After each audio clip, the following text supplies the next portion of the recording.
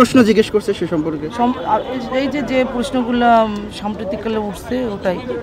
কি এই বিষয়ে আপনি জানেন কি সেটা বলেন। আপনার কাছে কি জানতে চাইছেন? জানি না, আমি কিছু বলতে পারছি না। আপনার হাজবেন্ড কি করতো, কি ব্যবসা করতো বা কি পেশায় ছিল উনি? তার বিরুদ্ধে যে অভিযোগগুলো উঠেছে আপনি এই সম্পর্কে বলছেন কিছুই জানেন না। আপনার স্বামীকে আপনি নিরপরাধ মনে করেন কিনা এটা বলেন। আমি কিছু বলতে পারছি না, কারণ আইন ব্যবস্থা নেবে, আইন যেটা করবে সেটাই। না না, আপনার স্বামীকে আপনি নিরপরাধ মনে করেন কিনা, বা সে কিভাবে জীবিকা নির্বাহ করতো, তাকে কেন গোয়েন্দা পুলিশ কি করতো সে, এই বিষয়টা বলেন। আমি তো বললাম যে সোশ্যাল মিডিয়ায় যেটা শোনা যাচ্ছে বা আপনি বলছিলেন যে এলিগেশনগুলো উঠছে, আপনারা তো জানেনই, সেই এলিগেশন ধরেই স্যার প্রশ্ন করছে। আমি যেটা আমি বলতে পারি না কিছু। আপনি তো একজন নার্স না? আচ্ছা, আমরা যতদূর জানতে পেরেছি যে মিল্টন সমাদ্দার আপনাকে বিয়ে করার পর সে এই ধরনের এই আশ্রম তৈরি করা বা এই পেশাতে সে উদ্যোগ নিয়েছে। সেক্ষেত্রে আপনি আপনাকে বিয়ে করার পর তো এক্ষেত্রে আপনারও তো সহযোগিতা ছিল বলে অভিযোগ রয়েছে, এ বিষয়ে আপনার বক্তব্য? ওয়ালটন এসিতে ইনস্টলেশন একদম ফ্রি। আমার কোনো বক্তব্য নেই। আপনি কি তাকে নির্দোষ মনে করেন? আমি সেটাও আমি বলতে পারবো না, আইন যেটা মনে করবে সেটা, আপনি শুধু আইনের দৃষ্টিকোণ থেকে যেটা।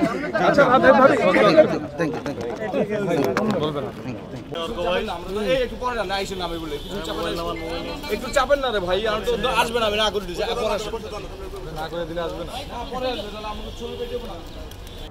আজকে তার ওয়াইফকে জিজ্ঞাসাবাদ করা হয়েছে। তার ওয়াইফ যেটা বললেন যে তার স্বামী যে এ ধরনের ন্যাক্কারজনক অপরাধগুলি ঘটনা ঘটিয়েছে, এই যে টর্চার সেলে নিয়ে যেভাবে তাকে আমরা ছবি দেখিয়েছি, যে পিটানোর দৃশ্যটা, এইটা আসলে একজন অনাথ, অসহায়, বাক প্রতিবন্ধী, মানসিক ভারসাম্যহীন মানুষগুলিকে এভাবে পিটানো মোটেও ঠিক হয় নাই। তার বিচার এই জন্য তার বিচার হতে হবে, এই কথাটা উনি বলেছেন। আর ওনাকে বলা হলো যে আপনার স্বামীর অ্যাকাউন্টে তো এখনও 1,85,00,000 টাকা আছে এবং এই টাকাগুলি কোথা থেকে পেতেন?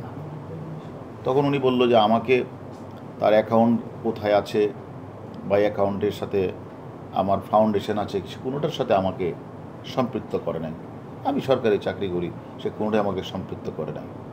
অর্থাৎ এবং সে এটাও তাকে আমি বললাম যে এই যে কোনো এতগুলি রোগী বললাম যে তারা বাক প্রতিবন্ধী, তারা বৃদ্ধ, তারা প্যারালাইজড, এই মানুষগুলি এখানে যে থাকে তাদের তো প্রায়শই ডাক্তারের প্রয়োজন হয়। সে যে কোথাও কোনো দিন ডাক্তারের কাছে নিত না, সে সম্পর্কে তো আপনি তো একজন নার্স, আপনাদের তাকে দামাইকে বলতে পারতেন। সে বলছে আমি তাকে বললেও তো সে আমার কথা শুনতো না। সে নিজে একজন নার্স, সে স্বীকার করেছে সেখানে যেতেন। তাহলে এই যে অনিয়মগুলি হয়েছে, এই অনিয়মগুলির বিরুদ্ধে উনি তো কোথাও কোনো প্রতিবাদ করেন নাই, থানাকে অবগত করেন নাই, কাউকে অবগত করেন নাই। তো আমি তো মনে করি প্রাথমিক তাকে জিজ্ঞাসাবাদে আমার কাছে মনে হয়েছে তার জামাইয়ের হাজব্যান্ড তো তার হাজব্যান্ড যে কাজগুলি করেছে সেখান থেকে উনি দায় এড়াতে পারেন না।